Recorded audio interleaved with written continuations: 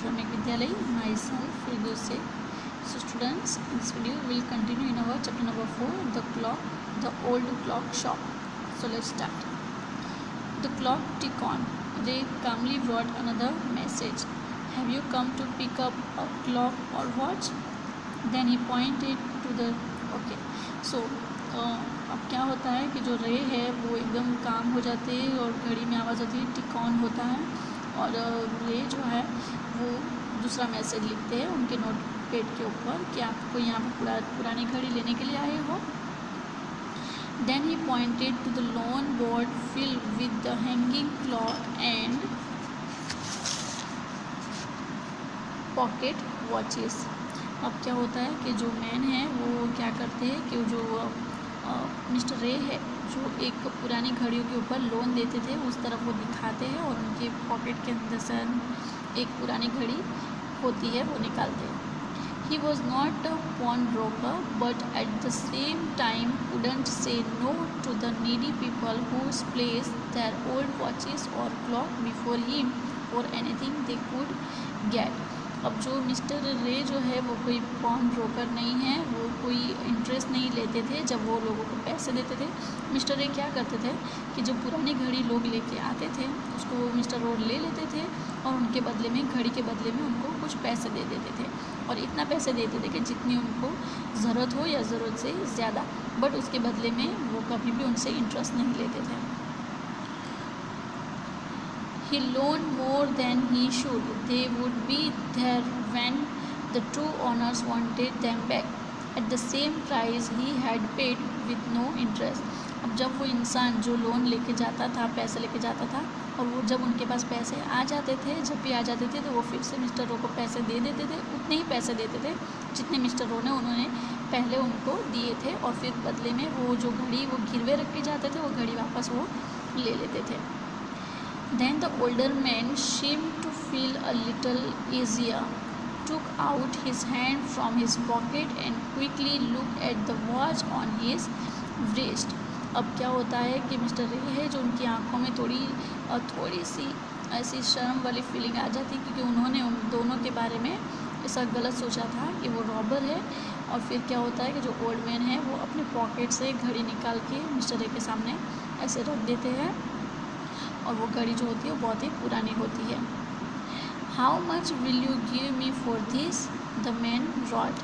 अब वो पुरानी घड़ी रख के वो ओल्ड मैन कहते हैं, नोट पैड पर लिखते हुए कहते हैं कि आप ये घड़ी का मुझे कितने दे सकते हो. रे notice a little shame in a grey eyes looking at him. और मिस्टर रे जो है उनकी आँखों में भी थोड़ी शर्म की भावना आ जाती है और वो देखते हैं कि वो जो इंसान है उसकी भी आंखों में थोड़ी सी शर्म होती है क्योंकि वो अपनी घड़ी बेचने के लिए वहाँ पे गिरवे रखने के लिए आए हुए थे. The man was nothing special and yet he has a great power. वो जो इंसान है वो कोई स्पेशल इंसान नहीं था लेकिन उसके पास एक अलग सा पावर था. It was something to exchange a way out of a bad situation. लेकिन वो इसकी सिचुएसन कुछ बुरी रही होगी इसलिए वो अपनी चीज़ों का एक्सचेंज करके यानी उनकी जो पुरानी घड़ी थी उसको एक्सचेंज करके पैसे लेने के लिए आए थे. Knowing that a great need had brought the man to his shop in the first place, Ray asked how much do you need for it. अब मिस्टर रे जो उसकी पुरानी घड़ी है वो लेके उनको कहते हैं कि आपको कितने पैसे की ज़रूरत है और आपको कितने पैसे चाहिए. The reply come back on the note pad what ever its worth. और फिर रिप्लाई के तौर पे जो ओल्ड मैन है वो नोट पैड पर लिखते हैं कि जितना भी ये घड़ी का बनता हो उतना आप मुझे दे दो.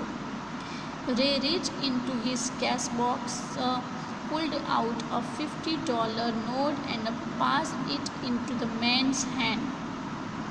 अब मिस्टर रॉय क्या करते हैं तो मिस्टर रॉय अपना जो कैश बॉक्स रहता है उसमें हैंड्स डालते हैं और अंदर से $50 की नोट निकालते हैं और मैन के हैंड में रखते हैं. As they shook hands Ray look into the man's eyes, they seem to say thank you. अब जैसे ही वो $50 मैन को देते हैं, ओल्ड मैन को देते हैं, तो ओल्ड मैन की आंखों में वो कुछ बोलते नहीं हैं लेकिन उसकी आंखों में एक अलग सी फीलिंग आ जाती है, और वो फीलिंग ये होती है कि थैंक यू, क्योंकि वो घड़ी कोई $50 की जितनी नहीं थी, लेकिन फिर भी मिस्टर रॉय हेल्पिंग के तौर पे उसको $50 देते हैं।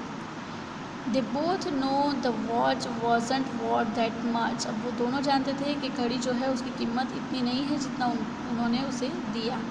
Before turning to leave the man wrote, I will be back to pick it up as soon as I can, merry Christmas. अब वो जो इंसान है वो पैसे ले लेता है और फिर जाते जाते फिर से एक बार घूमता है, टर्न बैक करता है और फिर कहता है कि मैं ये घड़ी लेने के लिए जितना हो सके जल्दी आऊँगा, और फिर कहता है मैरी क्रिसमस, क्रिसमस की शुभकामनाएँ। The little story ended on the half hour with the clocks scrickling all together. और ये जो पूरी स्टोरी है, ये जो पूरा जो प्ले है जो ये हुआ था वो हाफ आवर में कंप्लीट हो जाता है, हाफ आवर होता है ये सब पूरी कंडीशन के अंदर। The time pieces which had been looking on silently all the while rang out the time with such a feeling that even Ray thought he could hear them। और फिर क्या होता है, तो आधे घंटे में ये पूरा जो केस है वो ख़त्म होता है, और फिर उसके बाद में जो घड़ी की टिंग टिंग रिंग होती है वो भी मिस्टर रो को ऐसा लगता है कि अब वो उनको सुनाई दे रही है, क्योंकि उनको भी थोड़ा रेस्ट हो गया, क्योंकि वो रोबर नहीं था लेकिन एक नीडी पर्सन था। That sweet musical message what filled with hope. और वो जो घड़ी का स्वीट मैसेज था वो एक आशा का मैसेज बन गया, ऐसा मैसेज था, ऐसा वो रिंग बज रही थी।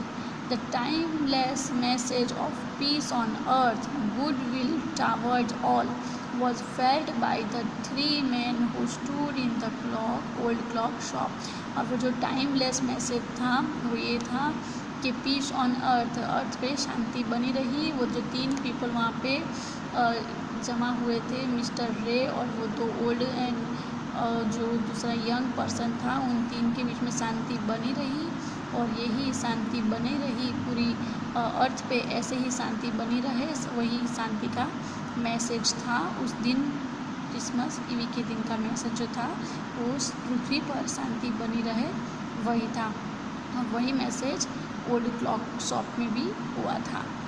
So students, I hope you will enjoy in this story, and I will send you a PDF file of this question answer that you can write in your notebooks.